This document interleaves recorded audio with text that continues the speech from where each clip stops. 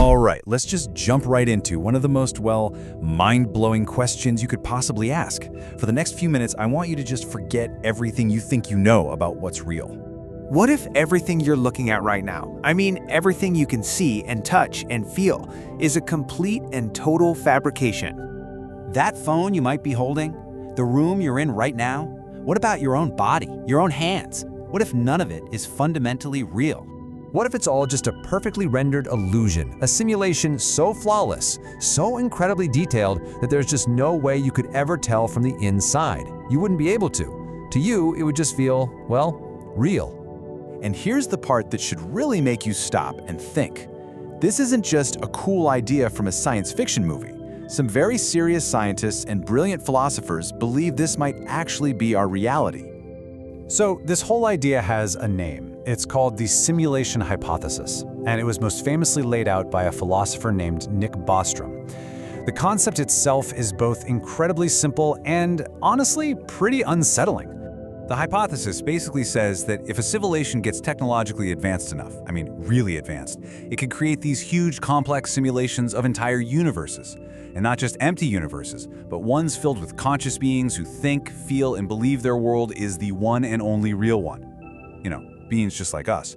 Okay, so how do we get from that wild, kinda out there idea to something that's seriously debated? Well, it's not really about hard proof. It's all about probability. The argument is more like a logic puzzle. Just think about our own technology for a second. Back in the 70s, we had Pong, right? 2 little lines and a dot.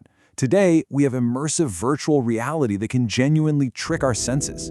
If you just follow that line of progress, creating a simulation that's completely indistinguishable from reality, it starts to feel less like a question of if and more like a question of when.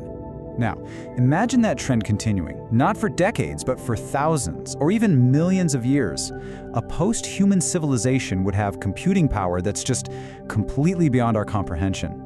They could run what are called ancestor simulations, basically recreating their own past with perfect detail, every single person, every single thought. And this is where the numbers game comes in. Think about it. If a civilization like that runs even just a few of these simulations, you suddenly have one, and only one, base reality. But you could have billions, maybe trillions of simulated people living inside countless simulated worlds. So here's the bottom line. Bostrom argues one of 3 things has to be true. 1, civilizations like ours always wipe themselves out before they get that powerful. 2, they get powerful, but for some reason they lose all interest in running simulations.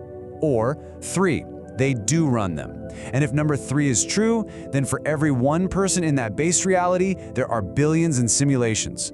Just by pure statistics, the odds would overwhelmingly suggest we're in one of the simulations. Okay, so if this is a possibility, can we find any proof? Any glitches in the matrix? Believe it or not, some scientists are actually looking for them. One really fascinating idea is that our reality might have a resolution limit, just like a video on your phone. Some physicists theorize that if you could zoom in to the smallest possible scale, we're talking to Planck length here, space-time itself might not be smooth and continuous. It might be, well, grainy, discrete, like we're seeing the actual pixels of our cosmic screen.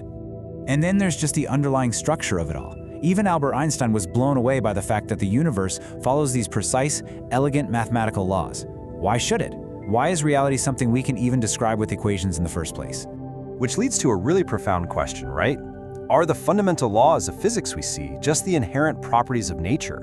Or are they the underlying lines of code that dictate the rules of the simulation we're all running in? Now let's take this one step further, because this is where it gets really, really weird. Let's go down the infinite rabbit hole. Let's just assume for a moment that we are in a simulation. Following our own technological path, it seems pretty likely that one day we ourselves will be able to create our own hyper-realistic simulations, complete with conscious, artificial beings living inside them. And those beings, the ones living in our simulation, would probably eventually ask the same questions we are. And they, in turn, might one day create their own simulations. You see where this is going? A simulation inside a simulation inside a simulation. A chain of realities nested inside each other that could go on infinitely.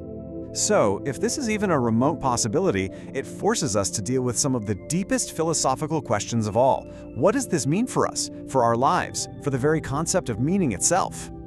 If we are simulated, It implies a creator, or creators. Who are they? What was their purpose in making our universe? Are we a scientific experiment, a piece of art, a historical reenactment, or are we just some forgotten program left running in the background of a cosmic supercomputer? And the questions just get more and more unsettling. Are we being observed? And maybe the most disturbing thought of all, if our reality is just a program, does that mean it can be paused, edited, or simply turned off at any moment, without any warning?